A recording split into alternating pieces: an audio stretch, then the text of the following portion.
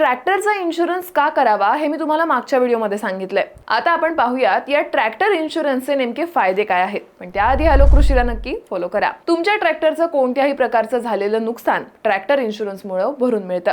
Tractor चोरीला गेला तरी सुद्धा तुम्हाला ट्रॅक्टरची नुकसान भरपाई मिळते. शेतीमध्ये काम करताना अचानक निर्माण झालेल्या नैसर्गिक आपत्तीमुळे तुमच्या ट्रॅक्टरचं नुकसान झालं तर तुम्हाला आर्थिक मदत मिळते. तसंच अपघातात तुमच्या ट्रॅक्टरमुळे दुसऱ्यांचं नुकसान झालं तर ते देखील नुकसान भरपाईमध्ये ग्राह्य धरलं जातं.